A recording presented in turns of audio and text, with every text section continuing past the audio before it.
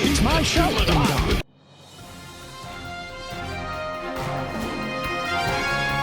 Hello! Welcome to the stream. Oh, there we go. Ooh. Need to fix you right up so you're in the right spot. There we go. Hello, Jeremy. How are you? Hello, Stu. Great to be here. Oh, wait, this is too loud. It's my show, ding dong. Shut up. Thanks for doing this on a Saturday. Yeah, no problem. Yeah, so I feel, very important being interviewed by what I assume is an official Hill Times. No, absolutely not. Don't get me in trouble. No, this is absolutely unofficial, off the books. Will never be acknowledged by the Hill Times, which is probably, I like to keep it as a bit of an arm's length because this is more just free form like interview stuff. Yeah. I find because it's I do so many interviews and I get really in depth with a lot of them, and then I only have 1,800 words. I can sometimes squeeze it up to 2,000 words if it's some really meaty, but just end up losing so much good stuff. So I like doing some more videos. So That's I a lot of appreciate it. words for a newspaper, though.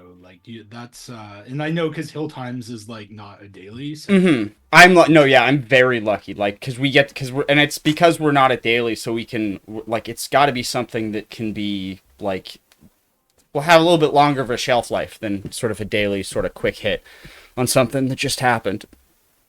So we'll get right to. Well, actually, you were at a some sort of protest or some event today. Where were you just at today?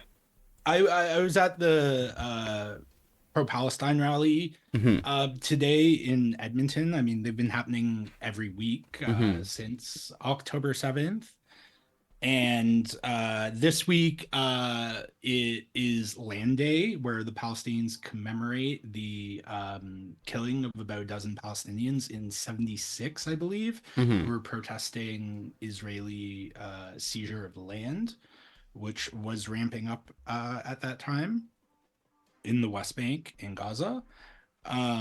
So yeah, it was started at City Hall, and it was a march around downtown, and Gala steps in, got to vent my frustrations about something that's going on in the world that I don't really have any control over, with people who share my frustrations, which I think is can be very therapeutic. Mm-hmm. Yeah, and there was quite a large one going through Ottawa today. They didn't have the smoke, sort of the green smoke from I think a couple of weeks ago, which everyone was freaking out about. And I'm like, you guys are so lucky we don't have any good professional soccer teams, because we would not be able to handle any sort of European style hooliganism. It would shut the entire city down. But let's get right into what I have you here for, which is your new book. On bookshelves now, correct? Yes. That's right. It's been out.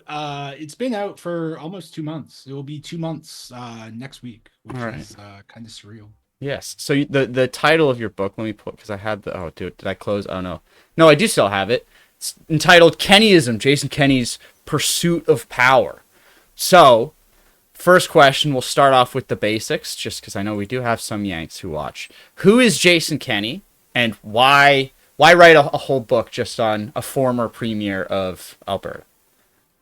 Well, he wasn't just the former premier of Alberta. He was a key player in Stephen Harper's federal government, as well as prior to the Conservatives forming government, in trying to build this new conservative coalition.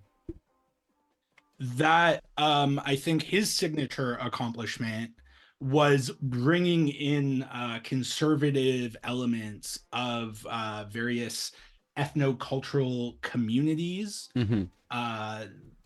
including immigrant communities, into conservative politics by cultivating ties to like-minded elements in these communities, and also just showing up to their events, which conservatives weren't really doing before. And so most immigrants and other Mm-hmm. minority religious communities, for example, just tended to vote liberal or New Democrat because those were the people showing up to their events. But of course, like in every community, there are people in them that are very conservative. And this approach of cultivating these ties to diverse communities was integral to the Harper government achieving its majority government in 2011, and then everything imploded in 2015. Mm-hmm. And rather than sit around Ottawa and wait in the wings like Pierre Poilievre did until Trudeau was uh, tarnished goods, he decided to go to Alberta and repeat a feat he played a role in on the federal scene when he helped merge the Canadian Alliance and the PCs. Preston Manning, soon after he was first elected to Parliament, he was in his 20s. Preston Manning appointed him to this sort of, it was called the United Alternative, Mm-hmm. which sought to figure out a way to unite conservative voters so that the liberals wouldn't be constantly running up the middle because reform and PCs would split votes. Um, a similar dynamic occurred in Alberta in 2015 with the Wildrose and the Mm-hmm. PCs. And so Kenney, with his decade of cabinet experience, decided to go back to Alberta and unite these conservative forces on a much more truncated timeline than he had worked with federally to ensure that Alberta's NDP was a anomalous government, a one-term government, and he was successful in that ambition initially. Got elected in 2019. The his first orders of business were sort of things that I think both sides of the conservative,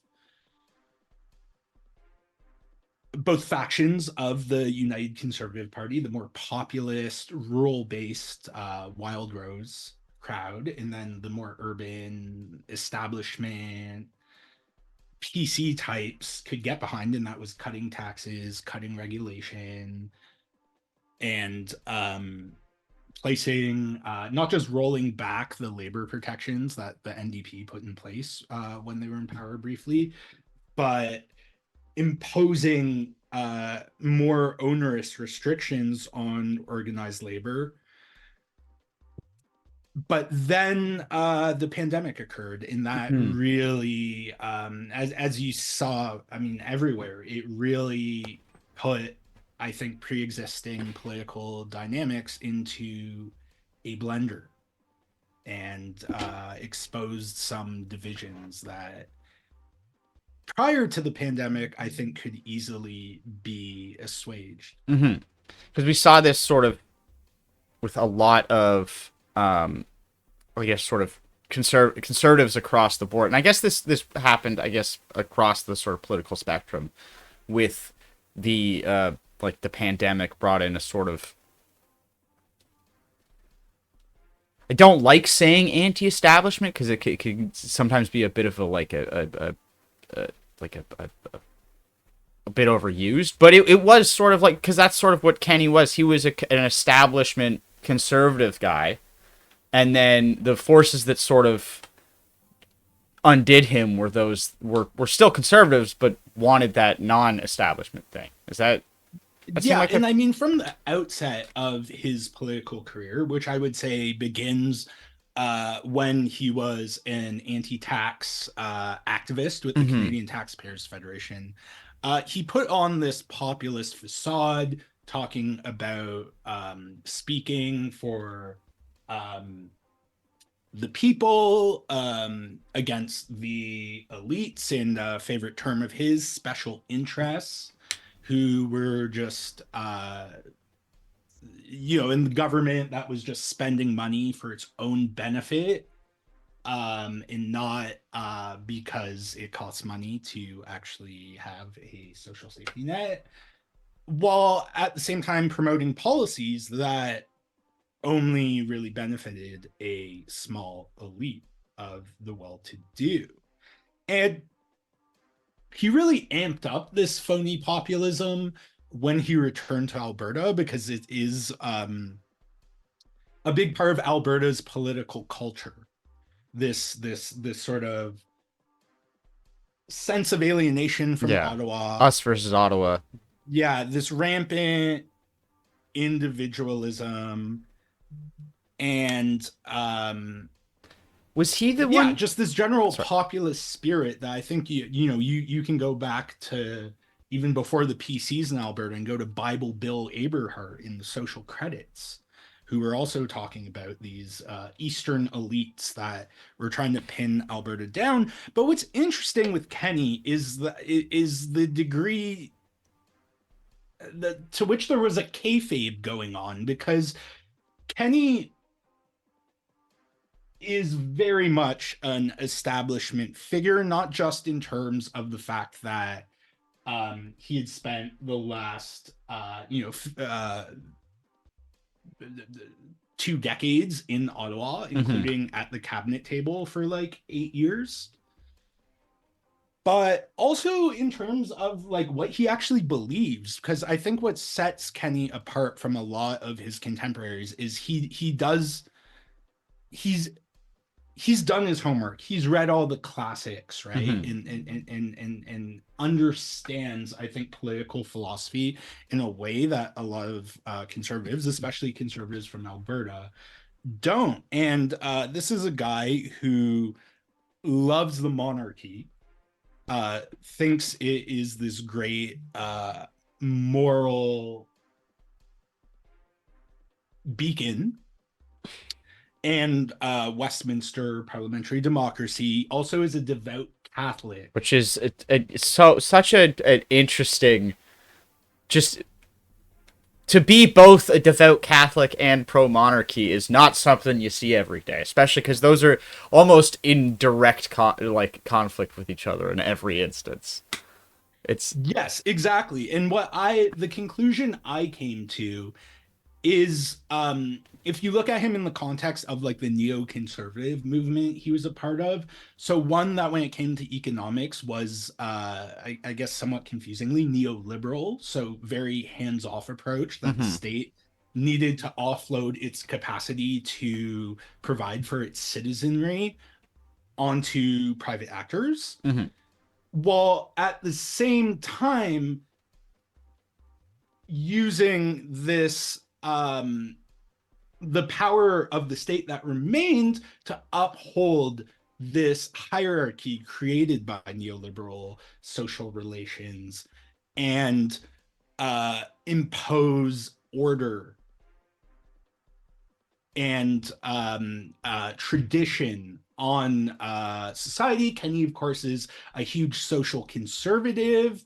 I think he learned, I think it was Stephen under Harper's tutelage, that he had to sort of pick his battles, in that a lot of his pet projects, like placing restrictions on abortion rights, were simply not feasible in Canada. At the time, there wasn't a large constituency for it, and to focus his energies elsewhere. But the point I'm getting at is, I think if you look at this sort of neoconservative project in that light, these empty symbols of authority like the crown and the Vatican, although obviously they're contradictory because the Queen is the head of the Church of England, are valuable in providing a higher purpose and order and structure to this otherwise chaotic project of dismantling the social safety net and empowering law enforcement, particularly Kenney's main file under Harper was citizenship and immigration. And you saw him greatly increase deportations of failed asylum seekers, as well as temporary foreign workers who overstayed their welcome or violated the terms of their employment.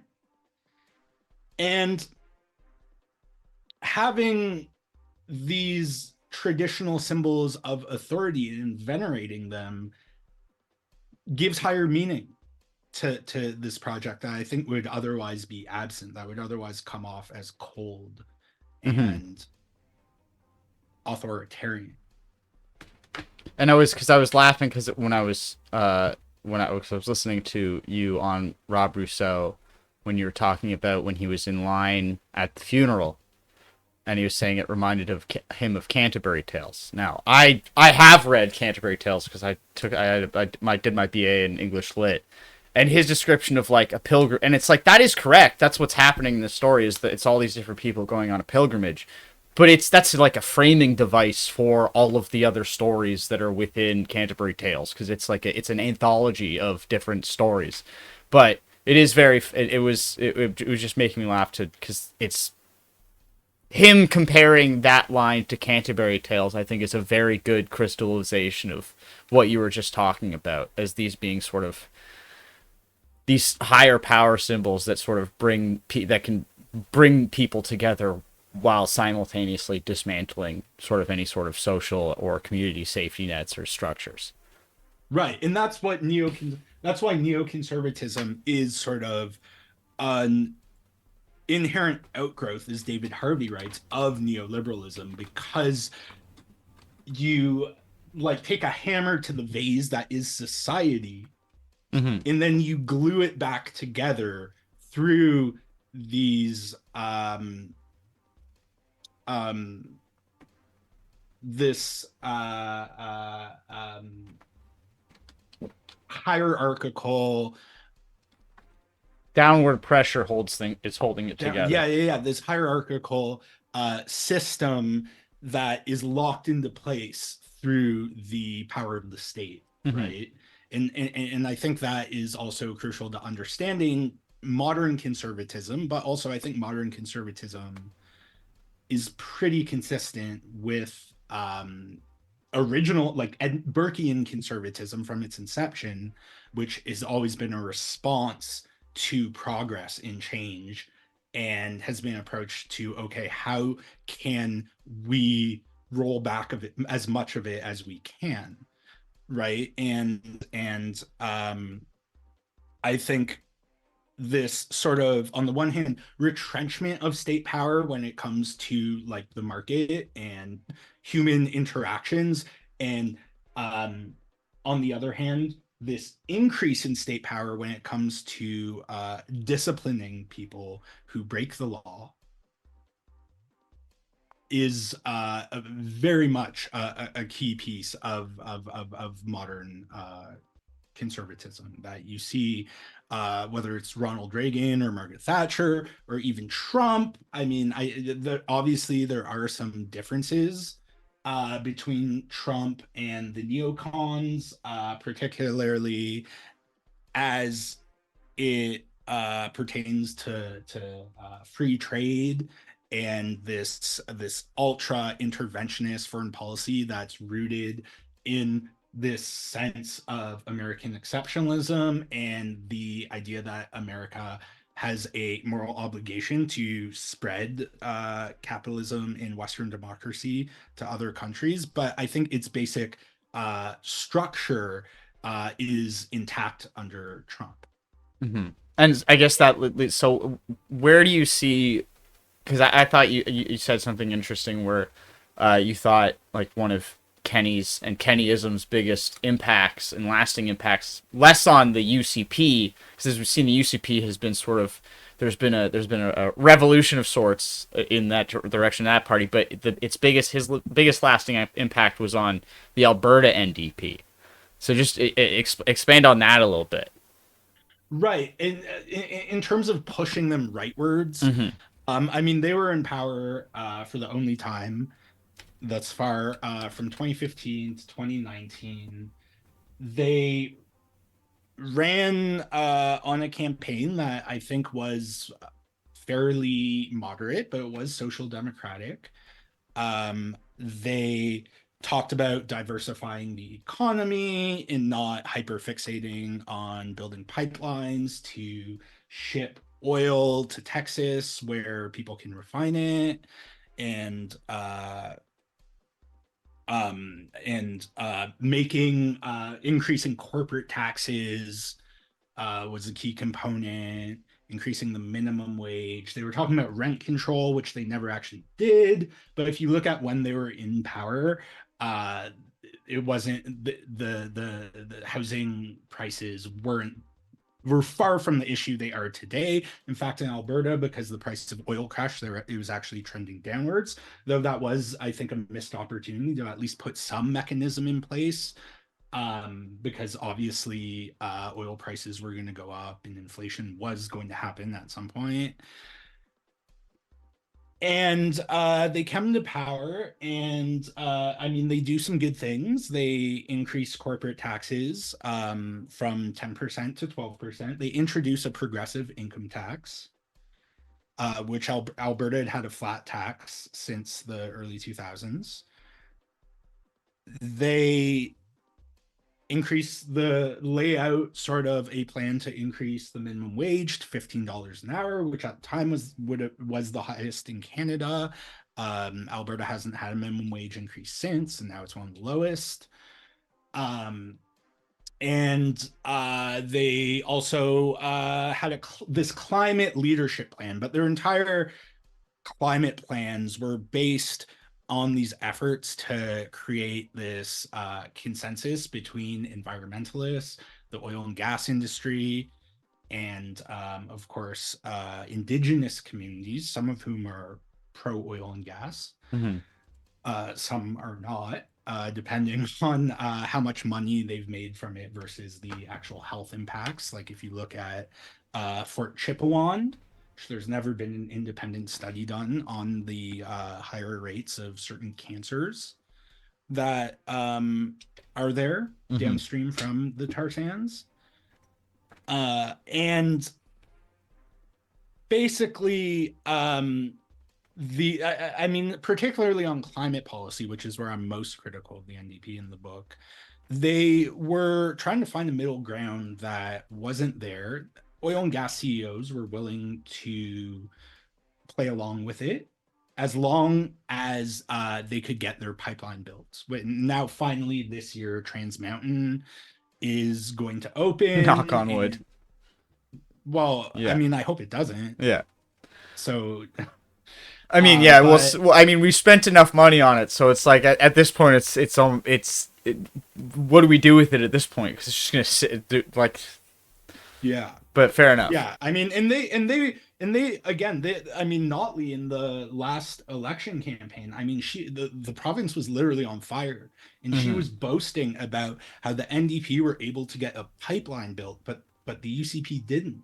And so we're actually better at building pipelines. Mm-hmm. But what happened with their climate plan, which resulted in a carbon tax before the feds introduced theirs, and a cap on emissions from the tar sands that allowed emissions to continue growing up to a certain point, um, was that the oil and gas CEOs who went up on stage with Rachel Notley and Environment and Parks Minister Shannon Phillips and a bunch of environmentalists like Zipporah Berman, um, were pushed out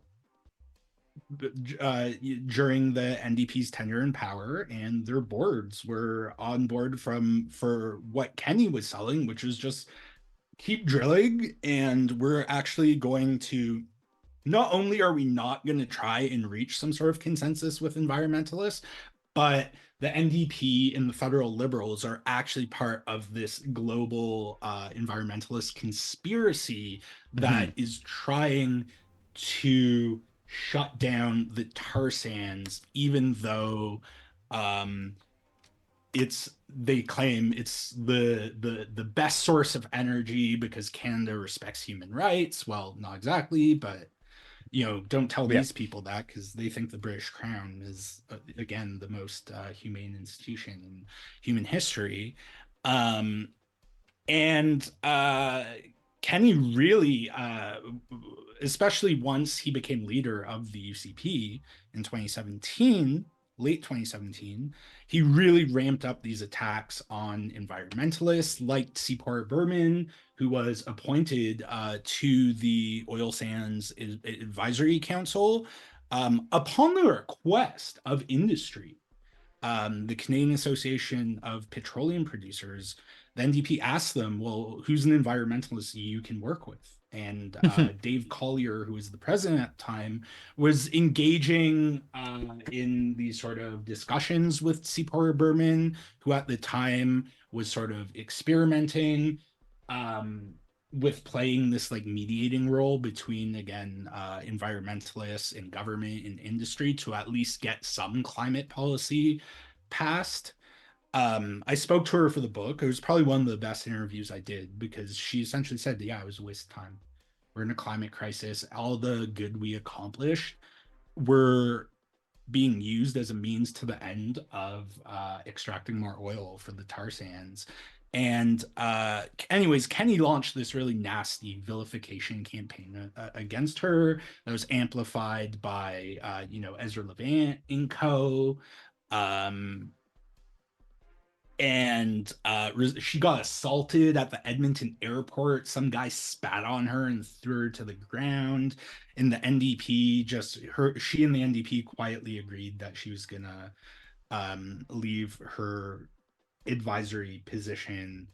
Um, and then late in the NDP's tenure, they also appointed a guy named Ed Whittingham to the Alberta Energy Regulator, which is a totally useless regulatory body that is usually stacked with industry people.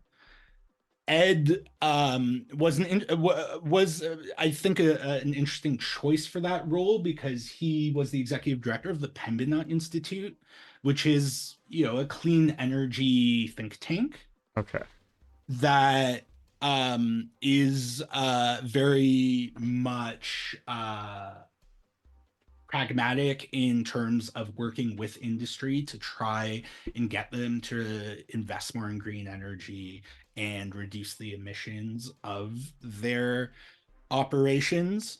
But for Kenney, again, same thing, went from the Rebel to the National Post to Jason Kenney's talking points. And there's actually, in the 2019 UCP campaign platform, there was a specific promise to fire Ed Whittingham from the AER, who again he claimed was this radical environmentalist who's part of this conspiracy of US business interests to fund environmentalists in Canada and bring down the tar sands, which was implied was to benefit American oil and Mm-hmm. gas production, And though Kenney never outright said that, to my knowledge.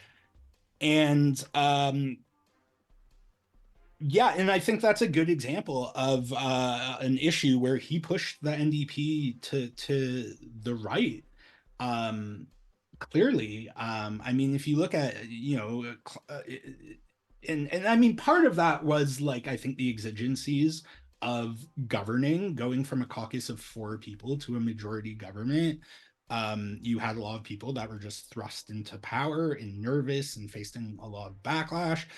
Someone that comes to mind is Shannon Phillips, who's the environment minister. I think I had mentioned her earlier. mhm. She was used to be a radical, like direct action environmentalist and labor activist in Lethbridge.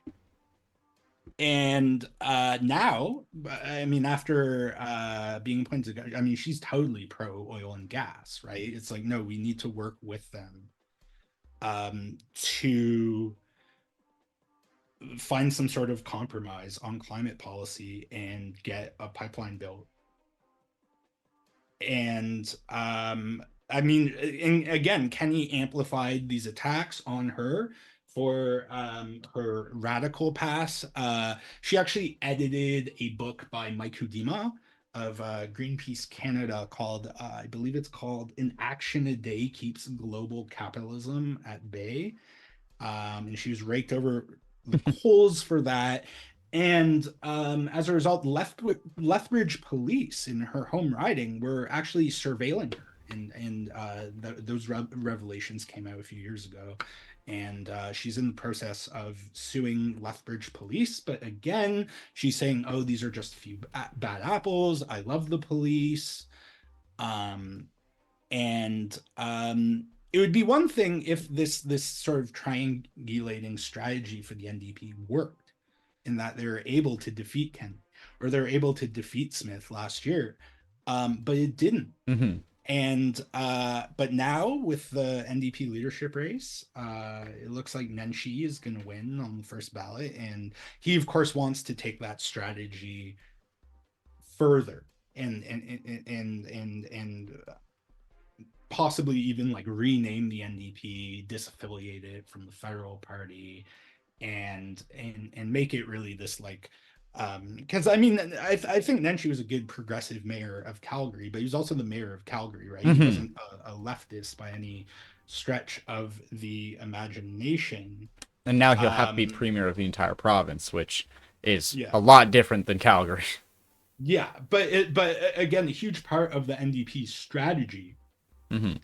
is, okay, we have Edmonton, we just need to win the majority of seats in Calgary, and then we're good and we can form government. Never mind that rural Alberta is voting against us in landslides. Mm-hmm. We just need to scrape by and form government and not push any change that's too radical. Last year, the NDP promised they would freeze income taxes, whereas Smith promised to cut them for people under a certain income threshold. But then they said also we're going to increase corporate taxes, but they're still going to be the lowest in the country. And they're going to be lower than when we were then before Kenney came to power. And I think that is also a very good illustration of how the conversation, because of um, skilled ideologues like Kenney, is pushed ever and ever more to the right. Okay, so we got 6 minutes left on my basic Zoom, so I can. Oh, holy shit! Yeah, I can send you another link if you want to keep going, if you got more to say. But it's also a convenient excuse if you want to go have the rest of your Saturday off. But I guess like my last question sort of is where do you see Alberta politics now? You sort of covered it with on the NDP, but I guess to like bring it to more like where the UCP is now. What if there like is it a completely different party from when it was under Kenney, or is it just sort of had certain elements of it more heightened than it would have been under Kenney? Where because you said like what you were talking about, he like Kenney was, even though I may really believe in something and want it, I'm pragmatic about the realities of what I can get Canadians to like approve of. Whereas Right. It was a similar, and Smith embodies this too, and Doug mm-hmm, Ford, is you have this far-reaching ideological agenda, but you can retreat from certain aspects to it mm-hmm, to focus on others and sort of maintain an ability to govern. Um, I think though what I think Kenney's downfall was the result of was this arrogance, and which I think is tied up in this very elitist political vision that he used the language of populism to push forward, but no one actually thought he was this authentic like Alberta cowboy in Alberta. mm-hmm. They were just like, okay, he can beat the NDP, and he has the experience, and then he can cut our taxes and push back against Ottawa.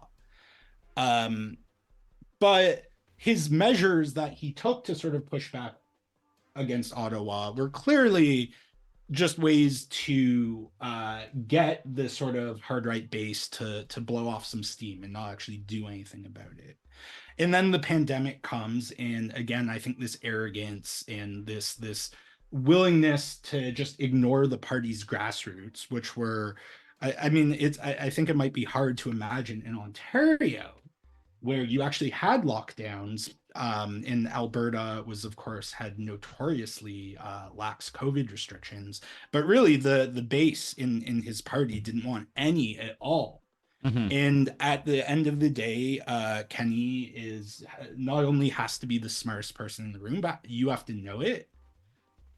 And he regarded his party's base, not dissimilar to Notley, as a liability Mm-hmm. that didn't know what they were doing, in that he was the wise one who was going to deliver Albertan conservatives to the promised land, so to speak. Smith, on the other hand, who was in politics before, she was leader of the Wild Rose. We don't have time to get into sort of the intricacies of that, but she I think doesn't have this like neoconservative sort of belief in these archaic institutions of power that lead her to believe she is on this like higher mission that Kenney Mm-hmm. has. So I think while she is also like very much a neoliberal ideologue, and I mean she has so much content over the decades as a radio host and newspaper columnist and podcaster to buttress that description of her. But there's also, I think, a certain flexibility she has without all that institutional baggage, and just this an odd, really weird, and I say this as someone who really hates everything she stands for, but this really odd likability and affability that is really hard to explain, I think, to someone It's the I think outside. there. I'm sorry not to cut you off, but I think because I always get I get that feeling whenever I watch her go on Power and Politics, and she's like doing an interview with Cochrane, because like all of the other conservative premiers, there's that level of sort of like animosity, or not animosity, but it's like they're bumping heads, and they're he's trying to get them like the best. I think parallel was when they came to committee, when all the premiers came to committee, and I think it was Scott Moe was up the day before, and it was like Cochrane's like, you can't, you have to collect this tax, like it's illegal, and it's like it was like pulling teeth, but then you have Smith go on, and it's, even though they're like there's conflict there, and they're not like he's trying to get her to answer it, and all that stuff. They feel like the energy's so much different, where they feel like they're like I don't want to overemphasize what it is, but it doesn't seem as much as there's as much friction. Like they at least enjoy talking to each other. They don't dislike it.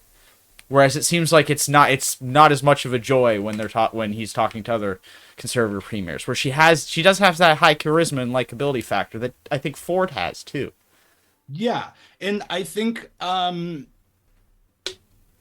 she is yeah, she is very flexible Mm-hmm. in certain ways, but she's also, unlike Kenney, doesn't hold the base with utter disdain. She's listening to them. That's Mm-hmm. why she's doing all the anti-trans stuff, even though that's not real. Like, I don't think she believes really in any of that.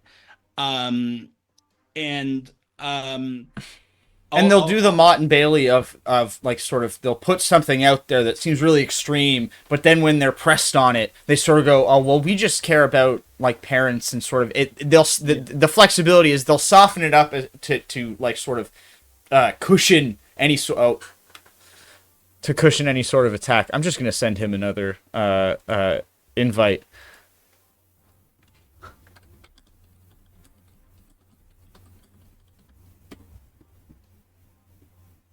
Meetings. Wait.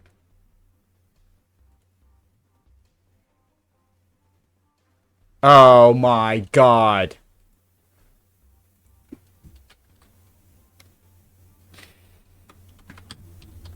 I have to wait 9 minutes.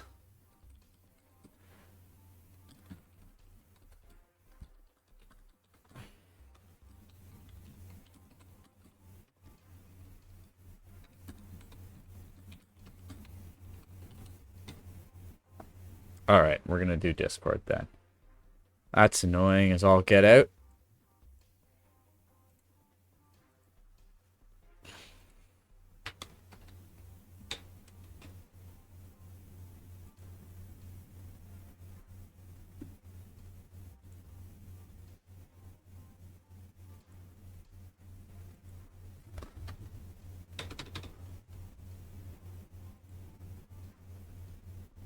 Where is he?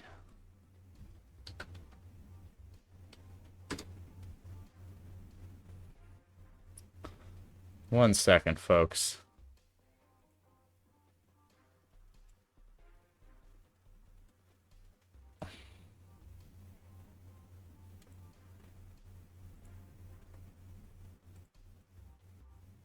Just gonna get Jeremy back in here. There he is. Alright, I think he's muted for a second. So we're gonna have to unmute him. Oh, wait.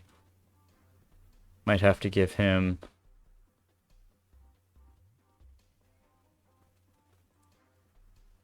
And what? Wait. Can he not... I think you're muted. Are you able to unmute?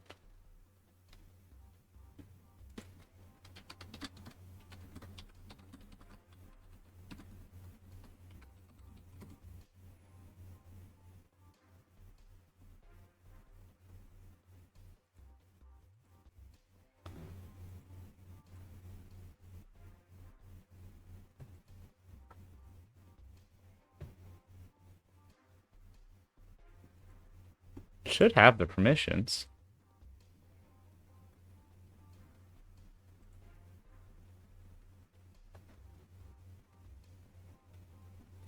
What is happening? Just hold tight, everybody. What the fudge? Alright, I might have to make him a mod?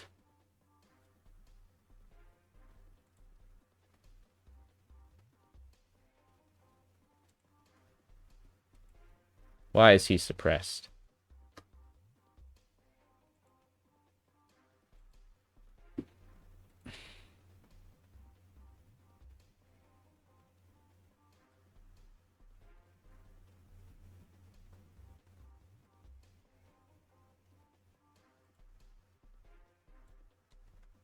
Try it again. You should be able to unmute.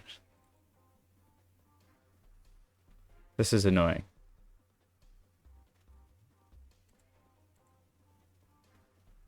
Oh! There we go. No, now you're...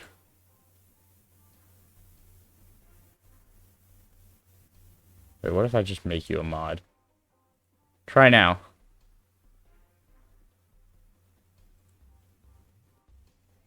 God damn it. Alright, I'm just gonna call you.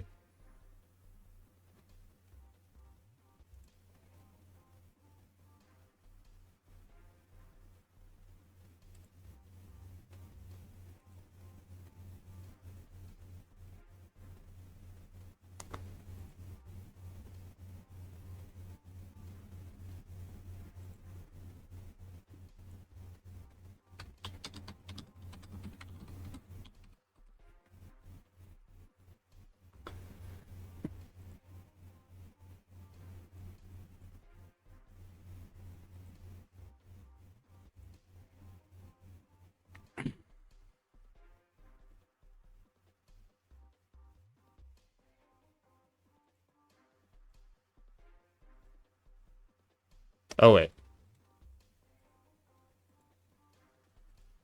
Don't want a virtual background. There we go.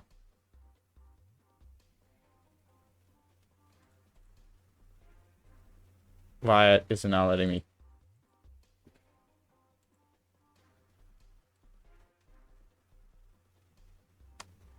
Do, do, do, do, do, do. All right, there we go.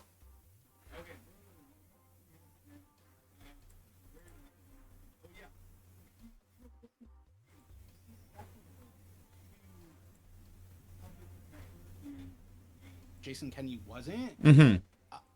Whether it's from the base or whether it's from the broader electorate, I mean, she backtracked on some of Kenney's policies that were very unpopular, like cutting disability benefits by de-indexing them from inflation. Um, the NDP had capped auto insurance rate increases, which Kenney removed, and prices skyrocketed. She brought back in that cap. So I think, like Doug Ford, she's able to maybe see the forest for the trees and take a step back from one thing to pursue other aspects of this neoliberal agenda. And because unlike Kenney, she and I think why she is likable in the way that he wasn't is that you don't get the sense she thinks she's better than you. Mm-hmm. Like if you ever interview her, you push back hard and she'll be like, "Look, I see what you're saying. That's interesting, but here's what I think," and just tell you it in spew the most unfathomable bullshit with like complete confidence. Like she really is, I think, gifted as a communicator. Probably from And all that time as when she was like a radio show host. Like it comes with that. Like when I see that when someone says something and challenges her, she's very good at doing that sort of verbal jujitsu and redirecting it back at you or at whoever's asking her a question. She's like it, and it's interesting. Like again, with the anti-trans stuff, for her, the way she described it, she's actually occupying a middle ground between the far right base represented like by the organization Take Back Alberta, which was founded by a former Kenney, and Harper staffer who turned on sort of the conservative establishment during COVID and is like still kind of doing it. yeah, and is like a far right religious zealot. And then like normal people who don't want trans kids to suffer. And for her, this is a middle ground because Parker would have liked her to go further, I'm sure. Um, but but yeah, I do think there is a certain flexibility that is both a challenge because we know the forces that she depends on to remain in power, but it's also an opportunity for the left to, I mean, exert some real pressure on some of her most unpopular decisions, like the anti-trans stuff. And I think that at the same time that she doesn't have this neoconservative baggage, this veneration of like authority and institutions that Jason Kenney does, you have seen also the exigencies of power push her into taking a very neoconservative approach to like criminal justice issues that is a total continuation of Kenney. I think a lot of the things that she's doing are things Jason Kenney would be doing, and are the logical outcome of things Jason Kenney would be doing had he remained in power. Like, there's going to be legislation at some point this year to force people into force homeless people into drug treatment because Alberta really under Kenney led Canada in taking this approach that really put this facade of compassion on the same old failed drug war policies of closing down supervised consumption sites and putting all these onerous restrictions on various harm reduction methods while just lavishing funds on these like private, unregulated um, drug treatment facilities. And actually, Jason Kenney's brother, David, was actually, I don't know if you knew this, he was like driven out of Kelowna for operating an unlicensed uh, treatment center for teens. And a few of the teens like escaped one night without their shoes on and went to a neighbor and asked them for help. And so the BC government investigated it, and they shut it down. Now he's in Calgary training recovery coaches. In which he moved to Calgary while Jason was premier. David Kenney. Is this one of these like sort of like that, like the outdoor like wilderness treatment camps that they send your kids get sent to in like the middle of the night, or was this like in the city or something? No, this was remote, right? Okay, yeah. They had to run across like a field. Mm-hmm. As I understand it, like I guess it would have been like on the outskirts of Kelowna, but that's a good question. And also, I mean, if you look at the teardowns of these homeless encampments in Edmonton, and I don't know if you saw the video, but Duncan Kinney, yes, I collaborate with, Smith was saying, do we want to play that video? Because I could probably yeah, actually it's great. And I mean, Smith is a pathological liar, like she very Trump-like in that regard. Let me just see, because I'll just go, because it's on. I think I saw you tweet it out, so I'm just gonna scroll through your yeah, I posted the whole exchange on TikTok. Okay. Do you have the with subtitles? I can send you the link. Yeah, send that to me, and then I'll pull it up that way.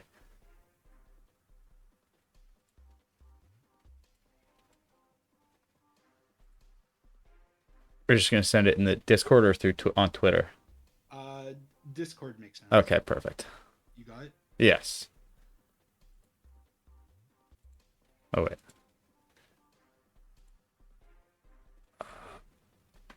All right, and then I think we can share it on here. Hello. All right. Duncan Kinney with the progress report. Wait, pause. And share screen.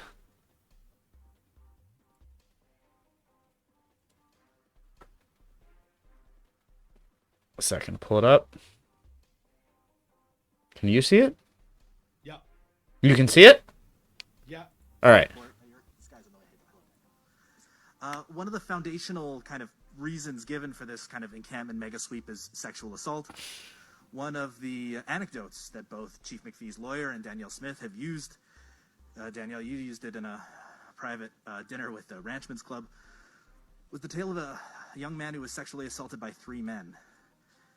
That story was used in open court by the EPS to justify their encampment sweep. You again told it to a crowd of elites at the Ranchman's Club about justifying this encampment mega sweep. That person has come forward and said they don't believe they were sexually assaulted by homeless people. I've also sent a letter to you from this person asking if, and I'm going to ask it to you again, will you honor their request of this young nurse who was sexually assaulted and stop talking about their case? Well, I'm certainly not talking about the case. It was, as you noticed, just brought up by you. I have talked about a number of other cases. Yeah, you're the bad guy here. For why we address this issue, and I think the fact that we have 700 connections to over 2,200 services, it proves out why it is we needed to do this. I mean, the chief can tell you any number of stories about violence that occurred, about deaths that occurred. And so, I'd be happy to turn it over to him so he can give you a couple of other examples. But it was becoming that's that jujitsu.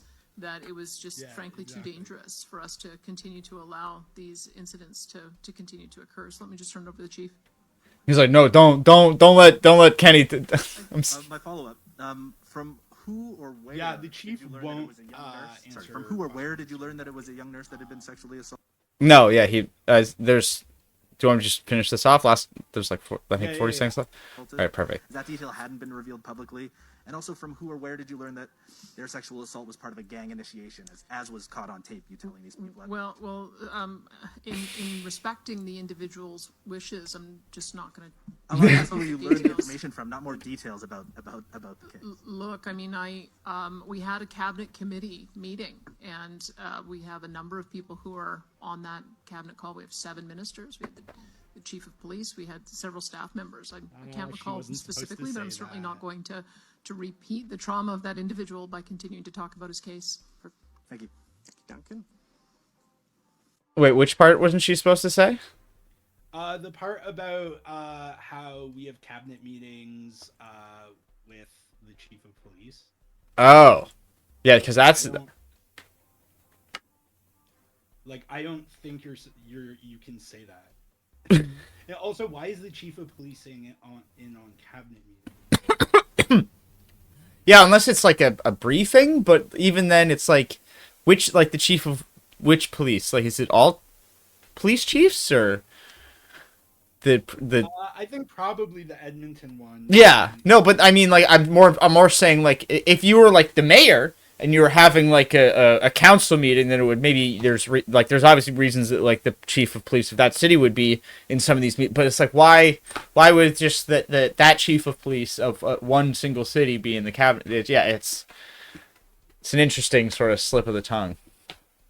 Yeah, and yeah, I mean, she's very gifted at this bullshitting jujitsu as you described it. And I do think, I mean, when she won the UCP leadership race, on basically her platform was, we need this Alberta Sovereignty Act. We need to actually not just talk about how unjustly we were being treated by the federal government, but actually do something about it, and maybe even threaten to separate if it comes to that.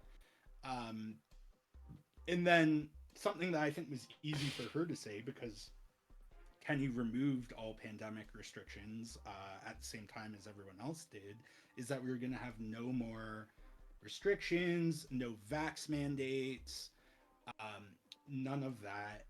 And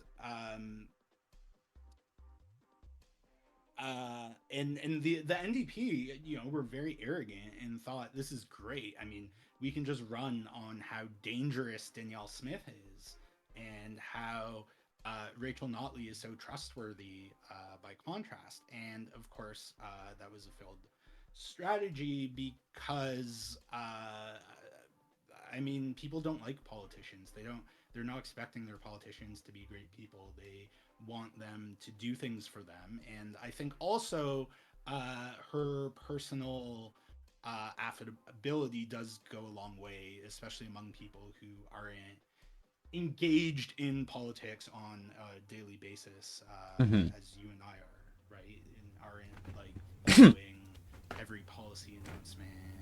And but I mean, she did lose a lot of seats, right? I mean, the NDP did make significant inroads in Calgary. It didn't make enough to have won. And even if it had, they like to talk about how, oh, if several hundred votes were shifted in these specific ridings, we would have won. But they still would have lost the popular vote badly. And so they wouldn't have had the same sense of legitimacy as Danielle Smith's government currently has, who right, like if we actually had proportional representation, Smith would have actually benefited from it in the grand scheme of things. The NDP would have in Calgary, but I mean in other parts of Alberta, I mean she won in a landslide, right? And there's no effort to engage with rural Alberta at all. And I understand. I mean, some ridings are I mean, just so conservative.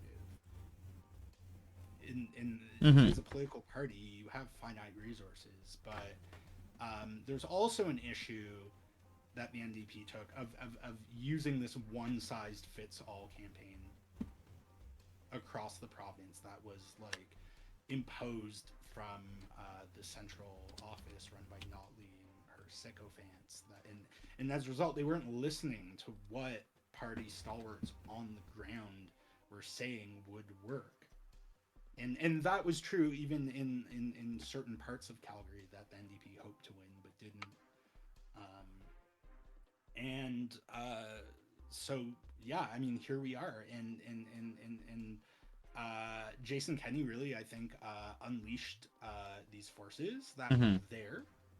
He seized on this like anger and discontent that I think was valid, given the fact that the oil and gas industry has sucked this province dry for decades, like practically a century, and is constantly dodging responsibilities to clean up its mess, is constantly asking for more money to reduce emissions, and took that anger and directed it, rather than against these, capitalist overlords, towards Notley and Trudeau and environmentalists. And that would have given Rachel Notley an opportunity to actually do populist politics and pointed the finger. Actually, no, your problems and your feelings are valid, and the problem is not this. It's actually these oil and gas CEOs, and there was no appetite to do that. Right? It was just, no, the system is fine. We just need to tinker on the edges.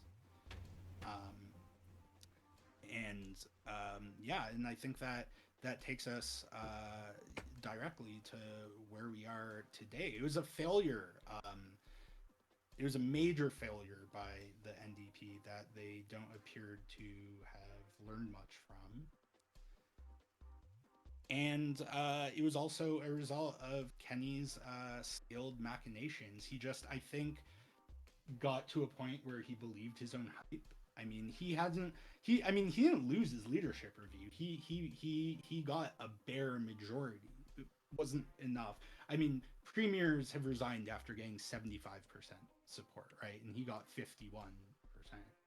So, I mean, obviously he had to resign, but he technically didn't lose, and he hasn't lost an election since he ran for a VP position with the Young Liberals as a teenager. His grandfather, actually, the famous jazz musician Mark Kenney, was a Liberal, and he actually sought a Liberal nomination in a Toronto area riding weeks before Jason Kenney was born, interestingly. But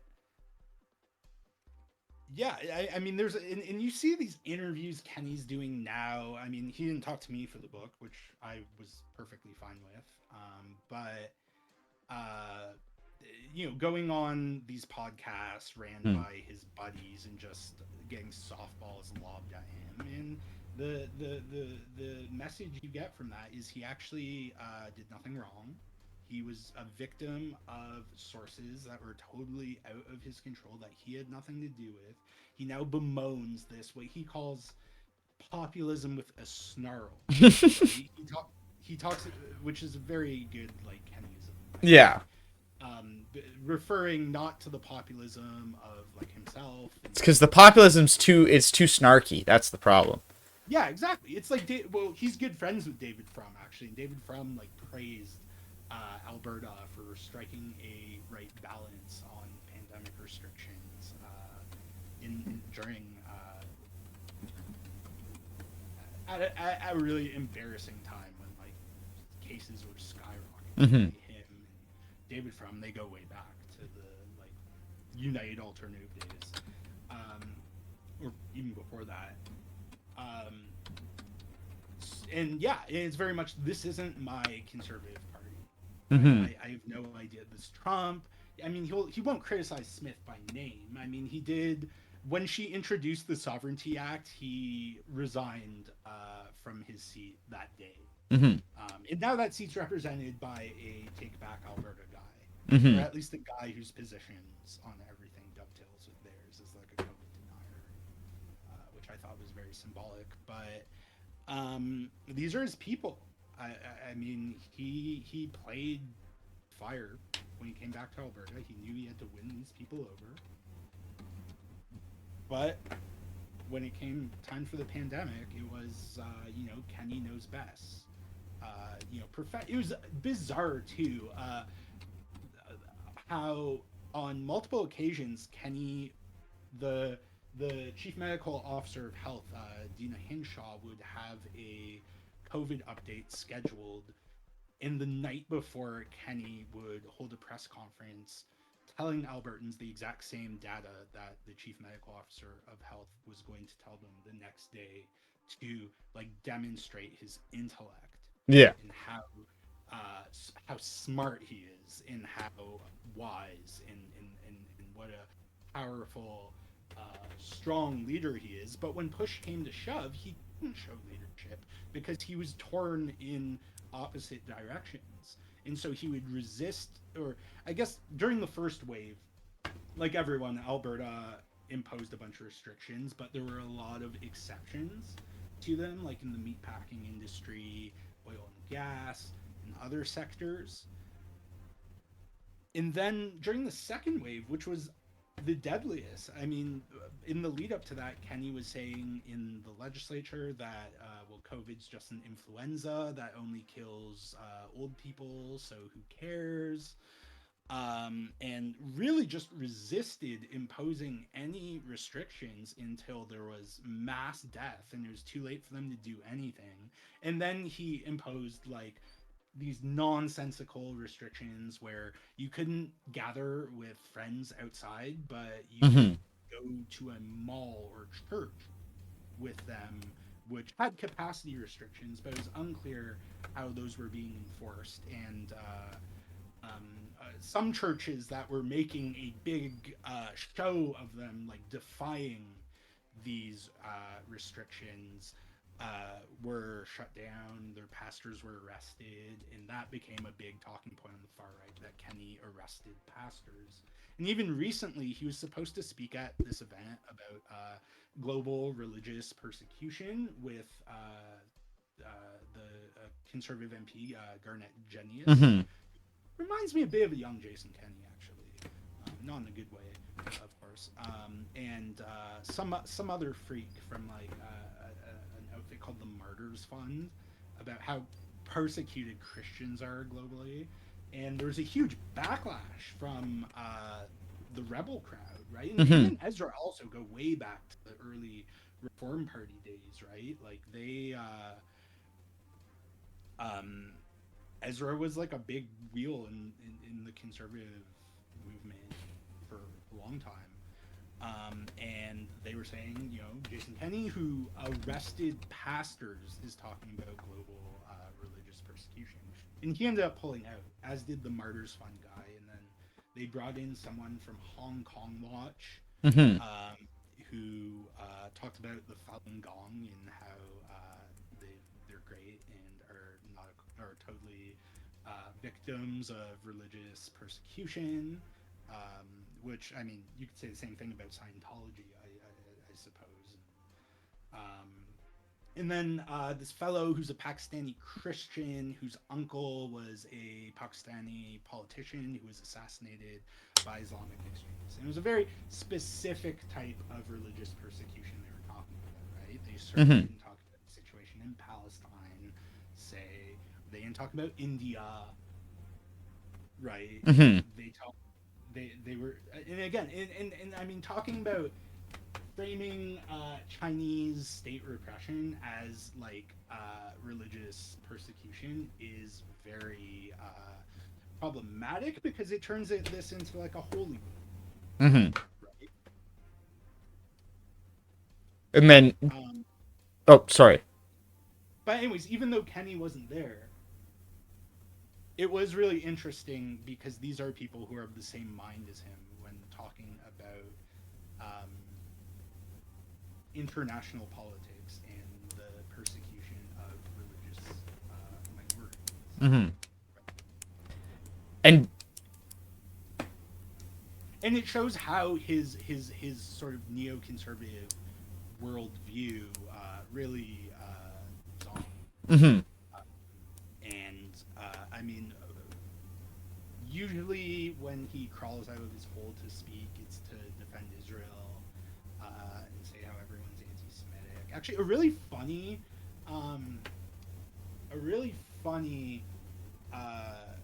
moment from a relatively recent podcast interview he did. I believe it was with the Daily Telegraph. Mm-hmm.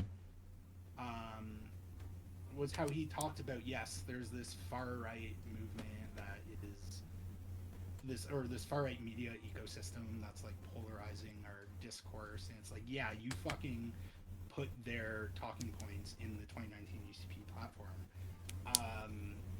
but of course they turned on him, so now they're bad. But he was like, but also the far left has TikTok, and it's like, have you never been on TikTok? It's not like a media outlet. Like, no. There are far right people on TikTok, and of course he talked about anti-Semitism because kids on TikTok don't like Israel, and it's like, well, maybe it's because they can see what Israelis are posting on TikTok and what Palestinians are posting on TikTok. Mm-hmm. But I mean, obviously he's never been on TikTok, right? Because he sees this as this Chinese use of soft power, which it is, but that it is. It's not our soft power. Yeah, exactly. It's responsible for all these sins of American social media giants. But for these neocons, American power isn't just like a necessary evil. It's a good in itself. It's a righteous cause that means any challenge to U.S. dominance of major communications platforms needs to be suppressed with the power of the state. And I mean, of course, they're talking about TikTok ban in the States. I don't know. It seems like the Senate is maybe going to let it die, which I think would be a good outcome. But then I don't know. I see headlines being like, "Oh yeah, Canada's considering one too." And I mean, Stu, you know more about. Yeah. Well, I don't think there's any bill. They've banned it on like for like basically you can't have it on any government device. But there's no, as of yet, there's no legislation or anyone I've heard announce that they want to sort of that they're working on it. But that's if the Americans ended up doing it, you would see it happen in Canada very, very quickly. Like if they said we're banning TikTok, if the U.S. Senate didn't spike it and it became law in the U.S., we would follow suit very, very quickly. I'm pretty sure that would be my guess. And I guess sort of, I don't know, maybe to wrap it up is because some of the stuff you're talking about with Kenney, and maybe this is just because I've been going back and listening to a lot of stuff about the 2021 election. A lot of the stuff that he was doing and sort of some of his downfall was some of the same things that was Aaron O'Toole's downfall.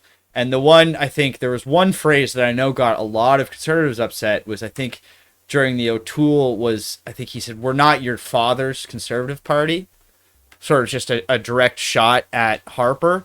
And there's parts of this where Kenney deviates because I see some similarities with how I think Poilievre isn't explicit about it, that he's like, we're bringing things back in line with what the Harper conservatives were with. But I do see them wanting to go back that way while learning the lessons of the vulnerabilities that were laid bare by the PPC getting like 11% of the vote. I don't know if that's what but they were in double digits for a good chunk of the election in polling. And I think that really hurt them because, as you said, I think Aaron O'Toole could seem, I guess, condescending to those, to that base that he saw as either like a fait accompli, like they're already in our base, so we don't have to worry about talking to them, or at least being straight up like turning his back on them, sort of thing. So what are your thoughts on that? Like where do you see the similarities? Where do you see the differences, I guess, with Polyev and where he's going? That's a good question. It seems to me that he has made a calculation similar to that of Danielle Smith. It was that the convoy crowd, the anti-vax crowd, are an important part of our electoral coalition that needs to feel included, because if they aren't, they're going to cause us trouble in the long run. That said, you've also seen Polyev, I think, focus on economic issues largely, which is very reminiscent of Harper. Mm-hmm. That was a huge part of his appeal coming after Stockwell Day. He's like, okay, we're not going to talk about abortion. We're not going to um, adopt all these social conservative positions as party policy. Members of caucus can say whatever, but we're not governing on that. We're talking about cutting taxes. Uh, we are focusing on bringing our, I think, foreign policy more in line with U.S. foreign policy.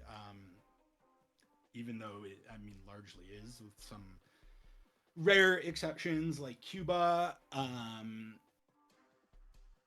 Things like also criminal justice issues. We're not going to be anti-immigrant because the original Reform Party was explicitly like, yes, we need less immigrants to come into the country because they're taking people's jobs, right? And that was, I think, again, tying into Kenney's specialty, was the Harper government increased immigration. Mm-hmm. It just changed the composition of immigrants coming to Canada to those who are more educated, working in fields that the sort of neoliberal machine needed, and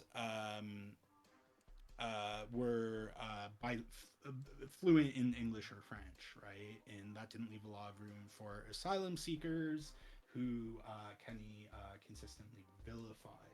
But there was there was a conscious decision, I think, to focus on specific issues that you could win, the average person living in the suburbs on, regardless of their race. And I see Polyev doing that now. Like, yeah, he's doing a bit of the trans stuff, but I think the way he's talking about it is like, just let the provinces do whatever they want. Mm-hmm.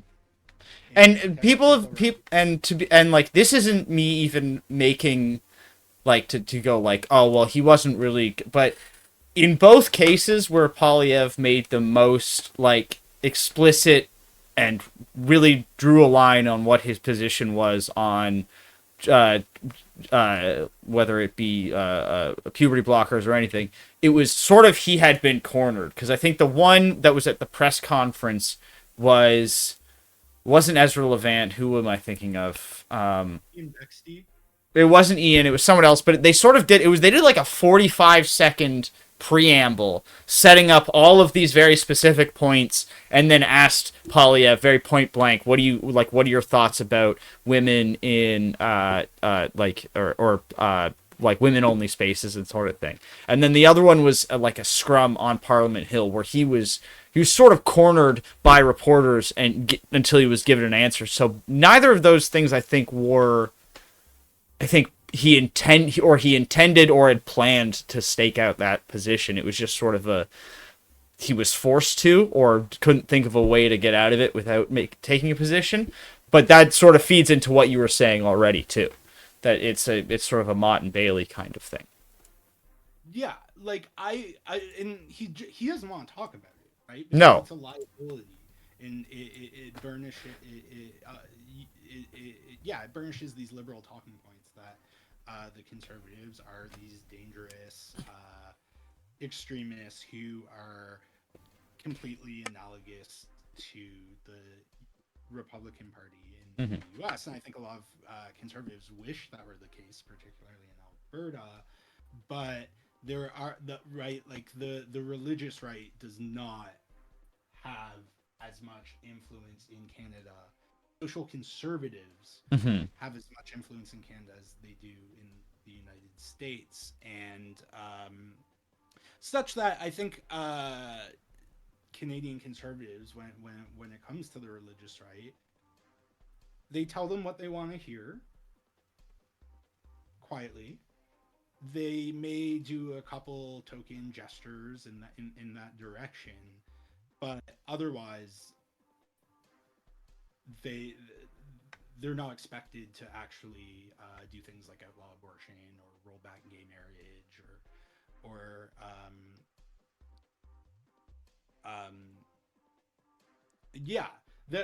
those issues I think are regarded as beyond the pale, and they only need to make token gestures. And I think Kenney, when he returned to Alberta, assumed that the Alberta First crowd, the people who became anti-vaxxers, the oil sands strong people, were just like the social conservatives in the federal conservative coalition, where you could just say what they wanted to hear, make some token gestures, give them an opportunity to blow off some steam, and then they'll just support you blindly and not actually demand action. And so I think there was a transposition of the federal political landscape onto Alberta. Because keep in mind, I mean, Kenney's not from Alberta. He's from Oakville, Ontario. I mean, he didn't live in Oakville long. He grew up in Wilcox, Saskatchewan, right? Which, small town, boarding school town. Went to high school for a bit in Victoria, then came back to Wilcox, and then went to university in San Francisco, never finished his degree, sort of got involved with social conservative movements in San Francisco, and then came to Edmonton to work for the Canadian Taxpayers Federation, right? So in his early 20s.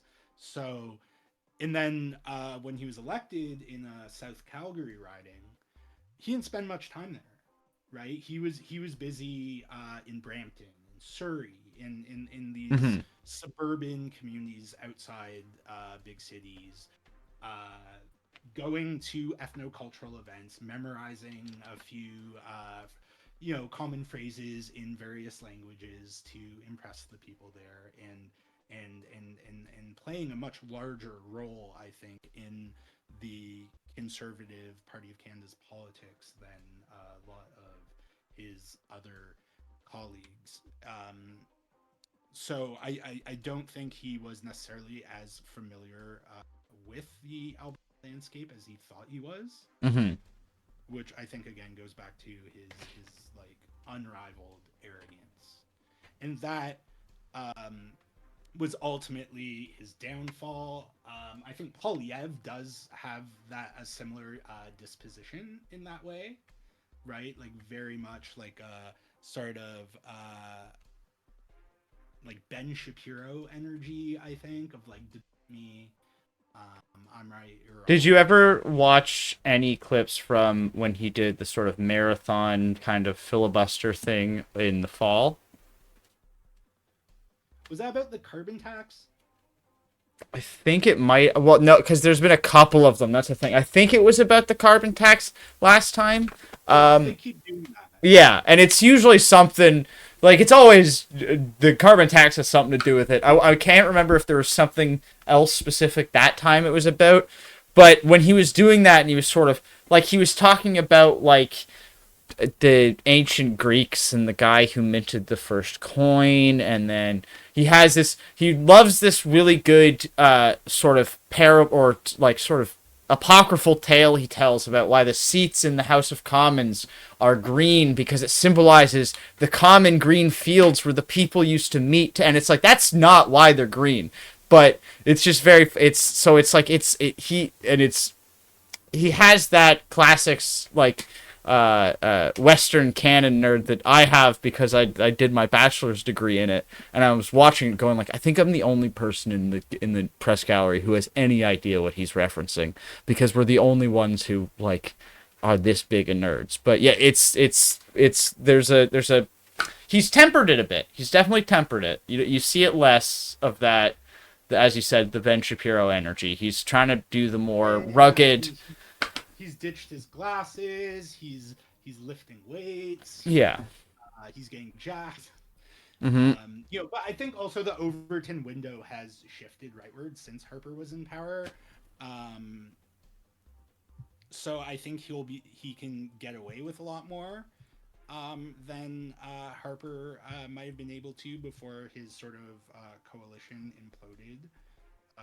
Because of its contradictions, right? You're cultivating all these immigrants, and then you're talking about barbaric cultural practices and these foreign criminals and banning niqabs. I mean, Muslims were never part of that Harper coalition, of course, based on Israel.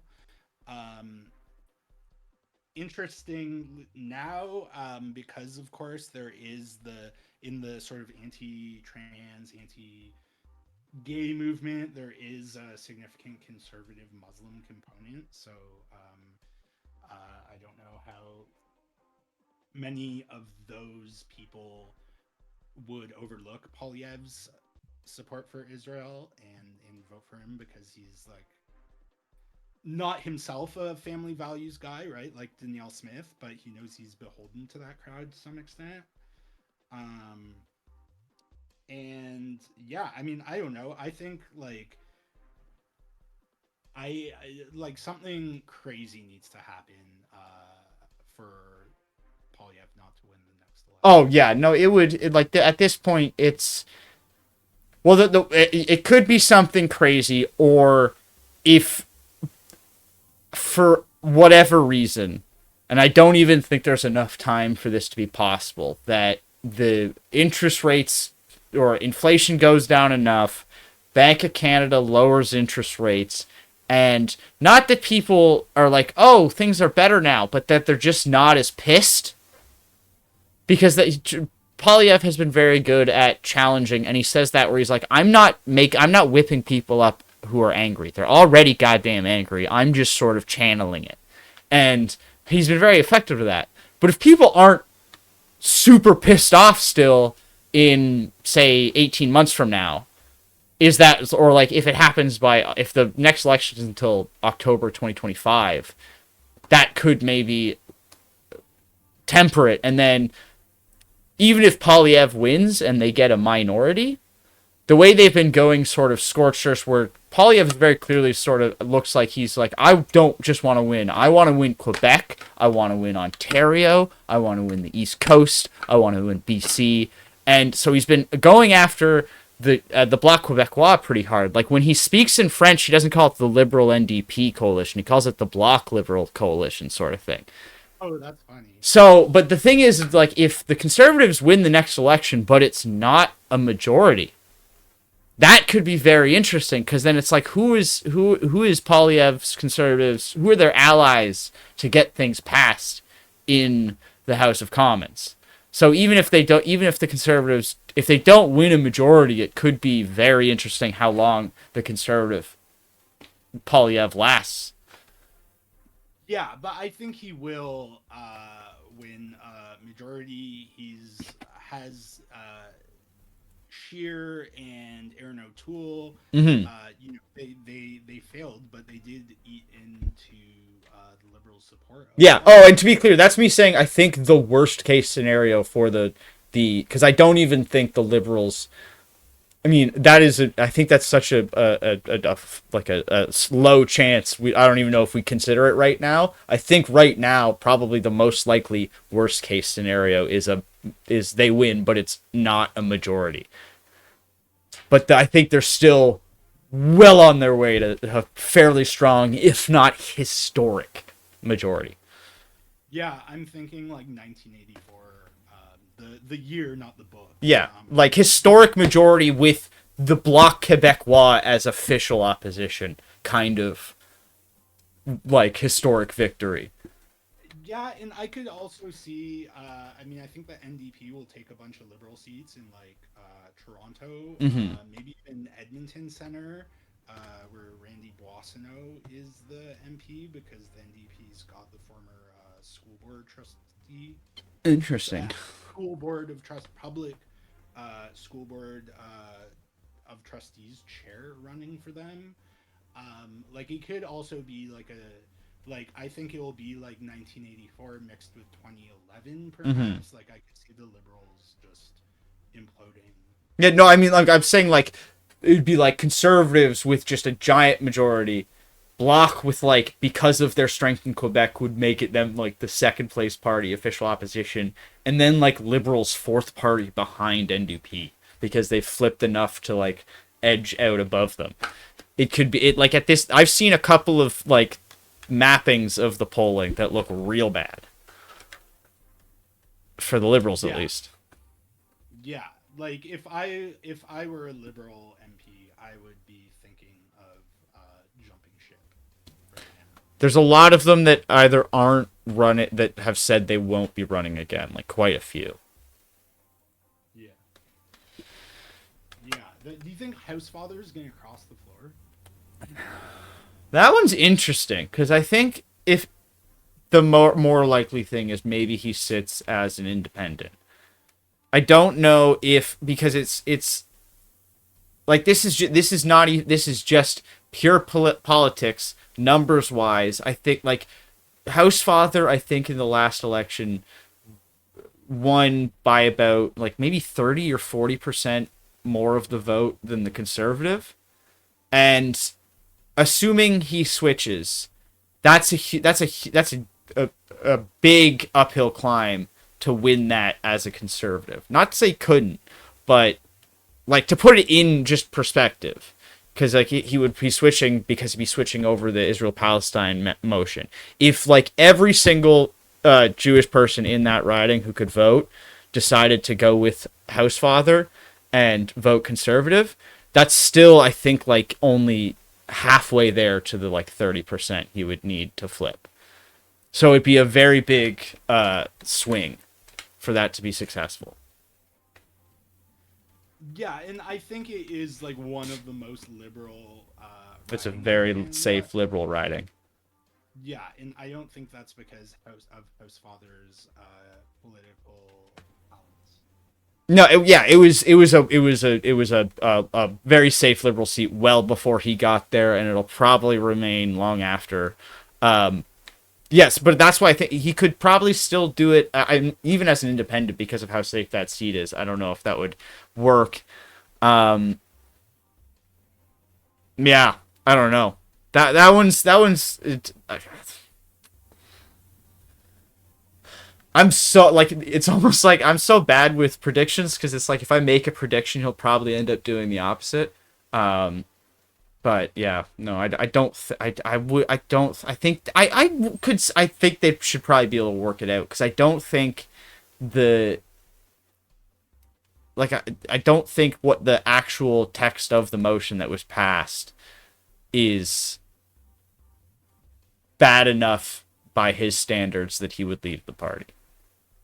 I know it's like the original motion, the fact that the original motion wasn't defeated and it was changed and all the other stuff, but it doesn't feel like it, like if he was going to do it, it's either going to be as soon as they get back to sit in the house, or it doesn't happen. He was sitting with 3 other Conservatives at the Mulroney funeral. Oh. Let me just go back and pull it up. Where is it? I have to find the... Yeah, so it looks like he's sitting with Michael Chong, and who else is that? Adam Chambers, and John Williamson, who's the MP for New Brunswick, as well as the mayor of Conseil St. Luc. So Adam Chambers, Michael Chong, and John Williamson are 3 Conservative MPs. There are Liberal MPs there. But yeah, so I thought that was interesting. So it could, like, it's not beyond, it's well within the realm of possibility, I should say. But it just seems like I don't know if it's sort of like the same thing with Kevin Vaughn. Is it Vuong or Vong? I'll figure that out. I think it's Yeah. I mean, I've never actually heard it said out loud, but because he's kind of irrelevant. Mm-hmm. And also because I'm at QP and they never actually say anyone's names, but they say their writings when they call them. But Right. yeah, I always get this same question where people are like, "Do you think he's gonna join? He's gonna cross the floor?" And it's like, I don't think so, because he's so much more valuable to the Conservatives as an independent ex-liberal rather than a conservative ex-liberal. Yeah. He's so much easier being like throwing rocks from that sort of no man's land than from their side of the like the sort of thing. So I think if Housefather left the Liberals, he would sit as an independent, I think. Yeah. I mean, because no one likes a floor crosser. I mean, Jenica Atwin's been okay. She's like, or she's I don't think she's had too much trouble. She's been Sorry, who? Jenica Atwin. Oh, yeah, I forgot about her. Mm-hmm. She crossed the floor from the Greens. Right, because the Greens... That was in 2021 during the last Israel-Gaza conflict. Yeah. Mm-hmm. So yeah, that was so she was welcomed in with open arms and has been. Is she a parliamentary secretary or? I always forget. She abstained from the Palestine motion. Yeah, a few of them. Yes, she's a parliamentary secretary to Indigenous Services. So yeah, as a floor crosser, she's now Parlsec. So. Yeah, I guess it's different when you're green. Yes. If anything, I mean, crossing the floor to liberals broadens your appeal. Mm-hmm. Yeah. And it's this weird thing where I think it's one of these weird things where if you go from conservative to liberal in the eyes of liberal voters, that'll almost give you like you're more reasonable. Like there's a level of like, oh, he used to be a conservative, so he's already, there's like that baseline of like, well, he's a smart guy, but then he smartened up. But it's almost the reversed effect. You don't get any extra points for being a liberal who became a conservative, because the conservatives will like look at them and be like, oh yeah, finally you figured it out, dummy. Like it's like it's not like you don't get any. It's like it's weird. It's a weird thing. You don't get any special consideration from the conservatives for crossing than you do as the liberals, or at least that's been what I've noticed. Yeah, interesting. I think I've run. I those are all my questions. We've done quite a bit. We've been going for about hour and a half. So I don't know if you got much more you want to say, or if you got more you want to add, or just want to plug your book and anything else. Yeah, I'll just plug the book, Kenneyism, Jason Kenney's Pursuit of Power. You can buy it pretty much wherever you buy your books, or directly from the publisher, which is Dundurn Press. I'll put a link to the Amazon in there, and then the Dundurn Press one, I guess. Yeah, and if you get the book, feel free to post about it, because hasn't been getting a lot of mainstream media attention, so it's important to use social media to get around the gatekeepers, I guess you could say, at the mainstream media. Follow me, Jeremy Appel 1025 on Twitter if you're still on there. I'm also on Blue Sky. You just search my name and find it. And I'm on TikTok. We watched one of my TikTok videos today, actually. And you can also find me by searching my name. Yeah, thanks so much for having me, Stu. Great to talk to you. I don't think we've actually ever met, like, over a screen. No, I think... Yeah, this is the closest. Yeah, so we'll have to do the next thing is we'll have to meet in person, because you did your sort of book tour, but you didn't come up to make it up to Ottawa, did you? No, I should have, but really, because my tour was really just like 4 cities in Alberta. I'm gonna do the other 3, I think, in the summer. And then I was just at home visiting in Toronto, so I was like, I should do a book event while I'm here. So it wasn't like, otherwise, obviously, Ottawa I think would make a lot more sense as a stop on a bigger tour than Toronto. For a book about a Canadian politician, but yeah, a lot of people I would like to meet in real life in Ottawa. So yeah, maybe, I don't know, maybe I'll make that happen. Oh yeah, do a summer road trip. Perfect. All right, thanks, man. Enjoy the rest of your Saturday. Yeah. Enjoy your long weekend. Yeah, thanks for joining.